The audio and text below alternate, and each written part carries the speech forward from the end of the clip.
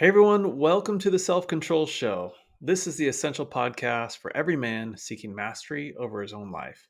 Here, we're going to delve deep into the art and science of self control, self regulation, and the intricate workings of the nervous system. Here's your next episode.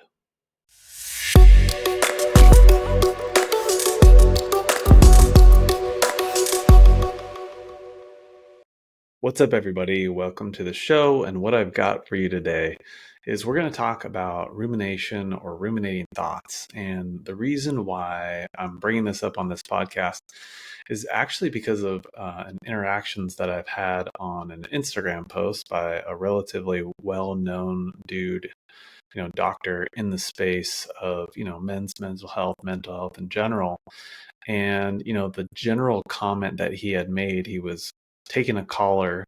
Somebody had called in. They were, expressing that they had ruminating thoughts. They were really focusing on things that had happened in the past, and they were worrying about things that were going to potentially happen in the future. And they couldn't really stop thinking about those things. They were spending a lot of time on them to the point where they felt maybe depressed or anxious, extreme levels of those two things. And, it was interesting because his comment was, and, I'm going to paraphrase this, was like, hey, really internalize this. But ruminating is a complete and utter waste of your time. And basically saying you shouldn't spend any time doing that. And just so that we have like a clear kind of like definition of what rumination is, I'm just going to read it off here. Rumination involves repetitive thinking or dwelling on negative feelings and distress and their causes and consequences. So, in other words, something bad has happened in your life and you spend a lot of time thinking about it, prolonged time thinking about it, and or worrying about that thing maybe happening again in the future. So, to which I replied, and my beliefs are, and by the way, I'm not a medical doctor, I'm a coach, so I don't do any diagnosis here. I'm just giving you my understanding and my beliefs based off of, neuroscience and how I have come to get a deep understanding of how the nervous system works. Um, Basically, my response is, hey, if it was as easy as just telling yourself and really internalizing the fact that ruminating thoughts aren't necessary, then wouldn't you think that ruminating thoughts would be cured? Because wouldn't everybody just do that? The fact is that ruminating thoughts make a lot of sense for the person that is experiencing that. And what I mean by that is ruminating thoughts stem from experiences that were not good for that person. And they are trying to cognitively make sense of that. And why that is typically is because when they went through whatever it is that they went through, they experienced certain emotions that were too big for them to handle or too extreme. And it made them, it registered deep within their system like, whoa, we just went through something and that was like way too much for us to handle. So, how ruminating thoughts start is your body is now preparing you and searching out potential opportunities and circumstances where that might repeat itself. Number one, when you're looking into the future. And as you're looking into the past, you are trying to cognitively make sense of that situation to the degree that you can hopefully avoid that in the future. If you can, in other words, if you can diagnose why it happened cognitively in the past, then you can avoid it in the future, which we know because we only have so much control over life that you have no control over the future. As much as you try to cognitively prepare to not have to deal with something, the fact is life happens and we don't have control over that. All we have control over is our response and our reactions to life. So, what do you do if you struggle with rumination and ruminating thoughts? So, again, my core belief around this, and generally speaking about life, is like we do not fear life. We fear the emotions that come with life. Okay. If this was not true, then everybody would be chasing their dreams. Everybody would be doing the things that they love. They'd be with somebody that they love. They'd be in relationships that made them happy. But instead, most of us are not living that life. Okay. And when that is at the very root, then we can really dive into understanding like what is actually happening with ruminating thoughts. So here's an example. You have an experience that wasn't pleasant, and maybe it scared you, or it stressed you out a lot, or it made you feel really sad, or you felt really embarrassed. You can really put any emotion in there. And I would ask you to put whatever emotion is there that's difficult for you to experience. Now, if you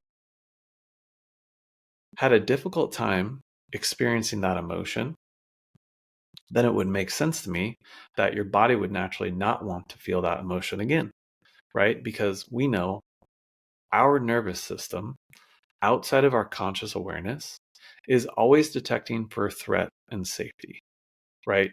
Every 1/100th of a second, that is how quickly and outside your conscious awareness you are threat detecting.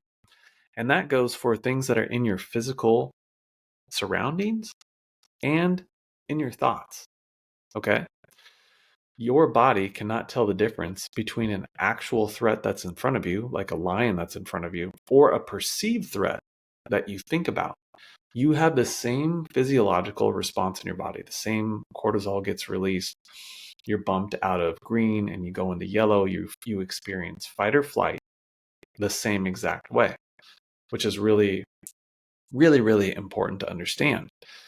And the thing about ruminating thoughts, a lot of times when we get caught in those ruminating thought loops, and again, if you haven't, I'm kind of sidetracking here. If you haven't listened to Foundations of Self-Control, episode number 3, I always recommend people start there, especially when I start doing these deep dives. Okay. Because then you can really understand the language that I'm using. But I'll give you cliff notes of that. So ideally, we want to be in what's known as a ventral state or a green state, right? Green, yellow, and red. But when we are stuck in ruminating thoughts, we are in a loop of yellow, of sympathetic, without green on board. And we know that whatever state our nervous system is in is the lens in which we perceive the world. So if we are in a sympathetic state, we are going to have physical sensations, thoughts, and feelings that have a sympathetic lens. And we aren't going to be able to see the goodness. We aren't going to be able to see the silver lining in anything. Because again, what happens is when we're in that yellow state, in that sympathetic state, our prefrontal cortex is shut off. Okay. So we don't have the ability to, cognitively reappraise things. We can't really make sense of things. Our executive functioning is offline, and we are kind of stuck in a fight or flight cycle, right? And so if we're in a fight or flight cycle, we are going to have thoughts and experiences that are going to be projecting that fight or flight, which is where those ruminating thoughts start to come from, right? And it's all in the effort to prevent you from having to feel a certain feeling in the future. Okay, let me say that again. All ruminating thoughts is your body best effort to prevent you from experiencing a certain emotion in the future. Just letting that sink in. So what's the key? The key is if you can, and this is always best to do with somebody that can help guide you, is to get with somebody that can help you slowly but surely build your capacity to be able to experience those emotions in a way to where you show your body that it's safe to do so. Because think about this. If you were able to navigate any and all emotions, no matter how hard or how joyful, then you would have no problem going through life, chasing your dreams, being in relationship or out of a relationship with anybody, because you would have the confidence and the knowing, that deep body knowing, that you could navigate any of those situations. And how powerful would that be? So once you're able to really prove to yourself that you can do this, all of a sudden, those ruminating thoughts don't have such a strong hold on you. Because what is the driving force under those thoughts is the fear of feeling a certain emotion. So, again, this guy, going back to that Instagram post, was kind of like sparked this whole podcast, was like, hey, what you need to do is really reflect on what's going on, not ruminate. Reflection over rumination. To which I agree, reflection is powerful. Being able to take a step back and realize, hey, I'm not my thoughts. Oh, as a matter of fact, I'm having these thoughts. What state am I in? Oh, I'm in a sympathetic state. It's no wonder these thoughts are coming up. Why am I in a sympathetic state? Oh, what is it that I'm trying to keep myself safe from right now? What's safe about ruminating thoughts? Why does ruminating thoughts for me make sense? Oh, it's because, yeah, that's right.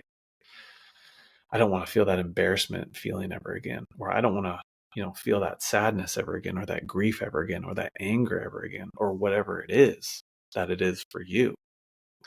And then when you're able to do that, then you might be able to sit back and reflect. But the problem that I have is because I have such a deep understanding of the nervous system and neuroscience and how the brain works and the body and brain connection works, is like you cannot reflect unless you have an understanding that you are not in the state of reflection. You are in the state of fight or flight when you're having ruminating thoughts. So for everybody out there that is experiencing ruminating thoughts and like a cycle of thinking and overthinking and logical thinking and trying to make sense of your life in your head and your feelings in your head, I want you to know that you make perfect sense. What you are doing is your body's best effort to keep you safe from something. And the journey to that, again, is being able to identify and be honest with yourself about what that is, ideally with somebody that's safe that you can share it with, because it's difficult to do any of this work all by yourself without a certain level of having a comprehension and knowing what's going on. And then once you have that, you can start to titrate in, take baby steps with those certain emotions and feelings so that when ruminating thoughts come up, you are prepared and have the tools to actually understand what's going on. And a lot of times just knowing and really digesting what I just said on this podcast and realizing that like you make perfect sense and why those thoughts are there and what they're trying to protect you from, that cures so many people from the level of anxiety that they have or depression that comes with these ruminating thoughts. And again, I'm not making any claims here per se, but what I am saying is whenever you have a better understanding about something, it helps you regulate your nervous system. It brings yourself to a calm, right? Because what do we fear most? A lot of us, we fear the unknown. So once we learn something, I mean, you think about driving, it's like at first when you didn't know how to drive, it was scary, right? Once you learned how to drive, well, geez, it's not that big of a deal. You're doing it. Most people are doing it while they're distracted texting on their phones. Let's be honest now. So same goes for your body and your feelings in your body and the thoughts that your body produces and the physical sensations that your body has. Once you start to understand and organize why you feel a certain way, what that looks like, what that feels like, and the thoughts that that produces, all of a sudden you regain control and reclaim control of your nervous system so that you can navigate through these ups and downs. And again, we don't fear life, we fear the emotions that come with life. And when you're able to experience any and all emotions with the confidence that you can navigate through the highs and lows of the activation of your nervous system and eventually return to calm, dude, you can freaking conquer the world, man. And certainly befriend and then conquer your ruminating thoughts. So hopefully this podcast was helpful. Certainly, this is stuff that I work with people in my one-on-ones. Talk all about the nervous system. We talk about, the adaptive responses or symptoms that you are having with regards to stress, anxiety, depression. And this information has been super powerful for me. So hopefully this episode was helpful for you guys. And you can find all my stuff in the show notes, jasonschnitzercoaching.com. You can book a free, if you're interested in working with me one-on-one, you can check out my Instagram, Jason Schnitzer Coaching. DM me, or usually I have a link on there with my Calendly to set up a time for a free call, or there's always a link on my website, jasonschnitzercoaching.com, if you want to hop on a free complimentary call with me, and we'll talk about your situation, and we'll see if we're a good fit to work together. So yeah, guys, thanks for listening in, and I'll catch you on the next one.